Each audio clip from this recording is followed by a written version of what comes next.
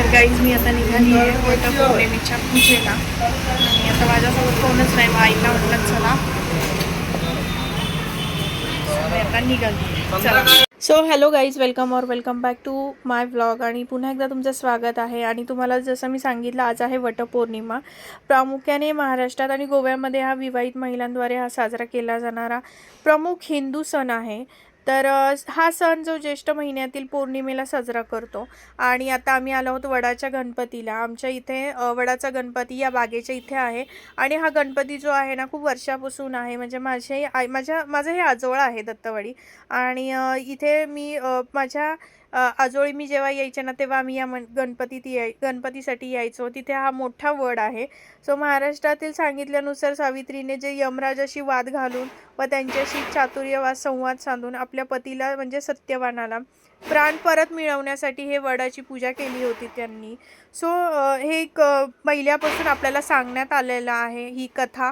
आणि त्यानुसार आपणही आपल्या नवऱ्याच्या दीर्घायुष्यासाठी आणि 7 जन्म हाच पती पुन्हा मिळावा यासाठी ही पूजा केली जाते. सो जसे मोठ्या घरचे जसे करत आले तसंच आपण जशी प्रथा आहे तसं करतो. सो इथे मी पटकन असा दोरा बांधून घेतला. इतकी गर्दी झाली होती, तुम्ही बघताय माझ्या आजूबाजूला. आणि ॲक्च्युली टायमिंग असा होता, सकाळी 6 ते 7:30 का काहीतरी. आणि त्याच्यानंतर 9 ते 10 म्हणजे 9 ते 11 मध्ये, नंतर 11:20 पासून ते 12:20 असा टाईम होता.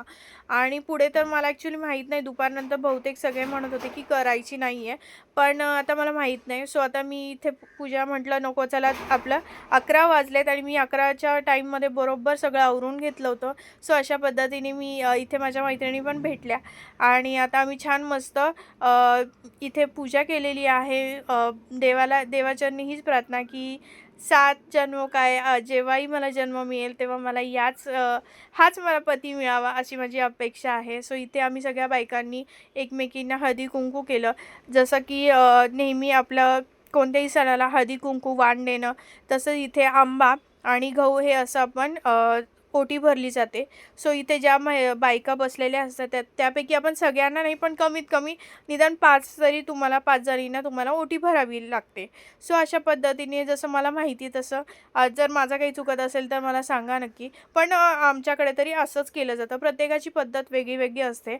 आणि ॲक्च्युली काय झालं ना, इथं एका काकूनी ओटी भरली माझी. आणि त्याच्यानंतर मला त्यांनी ना मणी दिले, जे काळे मणी असतात ना. तर म्हणजे मला ॲक्च्युली एकटीलाच नाही दिले, तर आमच्या 4-5 जणींना ज्या आम्ही बसलो होतो त्या तिघींची ओटी भरली, चौघींची ओटी भरली. आणि ते मणी आणि तो दोरा दिला. सो तो दोरा त्या म्हणाल्या की तू जे मंगळसूत्र आहे त्याला तो बांध. सो मलाही ॲक्च्युली हे माहिती नव्हतं. सो आज मला पहिल्यांदाच ही गोष्ट कळालेली आहे. आणि इथे एकमेकींना आम्ही हळदी कुंकू करून जे काय आंबा आणि गहू हे असं दिलं जातं. सो अशा पद्धतीने प्रत्येकाची प्रथा वेगळी आहे. आणि आम्ही ती इथे म्हणजे सगळ्यांनी मिळून जसं सेलिब्रेट करतात तसं सेलिब्रेट केलं. आणि वटपौर्णिमेचे खास म्हणजे महिलांची आवड म्हणजे साडी नेसली जाते. सो आज बहुतेक जणांना सांगितलं होतं हिरवा, पिवळा, पिंक कलर आणि पिवळा आणि अजून एक कोणता कलर होता माहीत नाही मला. पण असे 5च कलर होते की जे मी पहिल्यांदाच असं ऐकते. आणि की वटपौर्णिमेला सुद्धा साड्यांचं काही महत्त्व असतं, म्हणजे जे की कलरच्या साड्या त्या नेमल्या जातात असं. सो मग मी म्हणाले की नाही, माझी ही डोहाळे जेवणाची साडी होती, आईने घेतलेली, ती मी साडी नेसली. मला खूप छान वाटत होतं. आणि त्याचा ब्लाऊज वेगळा आहे. सो मला तो बसतच नाही, त्यामुळे मी तो नाही घातला. सो मी ही साडी नेसली होती. आणि अशा पद्धतीने आम्ही एकमेकींना ओवाळून हे असं सगळं काय केलं. तर तुम्ही म्हणाल वडाचं झाड का, तर वटवृक्षाचं ब्रह्मा विष्णू महेशांचं प्रतीक मानलं जातं. हे तर सगळ्यांनाच माहिती आहे. या झाडाचं आयुष्य खूप मोठं असतं. तसंच आपल्या पतीचं आयुष्य मोठं व्हावं आणि तो दीर्घ आयुष्य त्याला लाभो असं म्हणलं जातं. त्यामुळे वडाच्या झाडाची पूजा केली जाते. निसर्ग रक्षण आणि संवर्धन करणं हे देखील या पूजेच्या मागचा एक छानसा उद्देश आहे. आणि आणि मी इथे आईंना सांगत होते, आई थांबा, तुम्ही सुद्धा तुमचा फोटो काढते. आईंचा छानसा इथे एक फोटो काढलेला आहे. आपली पूजा पण झालेली आहे आणि आज गर्दी कमी आहे. तर आता आम्ही गणपतीच्या पाया पडतो. हा आहे आमचा वडाचा गणपती, तुम्हाला दाखवते. आमचा वडाचा गणपती. हां, खूप सुंदर असं हे मंदिर आहे आणि आमचा पावणारा हा गणपती आहे.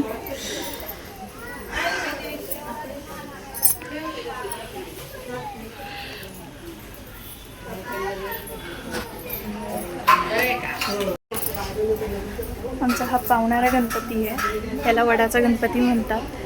वडाचं झाड आहे ना, त्याच्यामुळे याला वडाचा गणपती म्हणतात. सो असा हा मस्त सुंदर असा परिसर आहे. तर चला इथे येतात. सगळ्या बायकांची पूजा चाललेली आहे. सगळ्या नटून थटून आज मस्त आलेले आहेत. तर हा आहे आमच्या मंदिराच्या इथला हा परिसर आहे. इतका स्वच्छ आहे ना. याच्या आधी मी एक ब्लॉग केला होता. इथं ना आजूबाजूला प्रचंड कचरा वगैरे टाकायचे, पण आता ना तसं नाही आहे. आता आम्ही मी गॅसच्या दुकानामध्ये एक किती दिवस झालं नवीन अपडेट करायचं होतं. नवीन म्हणजे यांच्या नावावर करायचं. सो मी आता किती दिवस झालं फेऱ्या मारते आहे. आज उद्या चाललं आहे. सो ज्याच्या नावावर करायचं म्हणजे आता मिस्टरांच्या नावावर करायचं आहे. त्याच्यामुळे त्यांना म्हटलं तुम्ही या. कुठं गेले? हां, ते थांबले. ते कॅमेरा चालू झाला की ऑन झाला की ते काही समोर येत नाही. त्याच्यामुळे आता इथे थांबली मी गॅसच्या दुकानात. आता आम्ही थांबलो. त्यांनी शटरच डाऊन केलं. असं काय माझ्या नवऱ्याने मला चॉकलेट दिलं. म्हटलं बाद झाला आता उपास तुझा. आता ते मॅडम येत आहे त्यांच्यासाठी थांबलो आहे आणि यांनी तर शटरच डाऊन केलं. आता मॅडम आल्यात बघू आल्यात. चला फायनली आमचं काम झालं.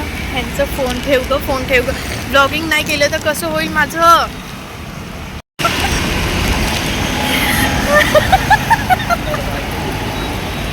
बघा कसं माझा नवरा मला चिडवतोय. मला म्हणतो गजरा लावून तू आली आहेस. आता मी छान मस्त आवरलं होतं वाटत.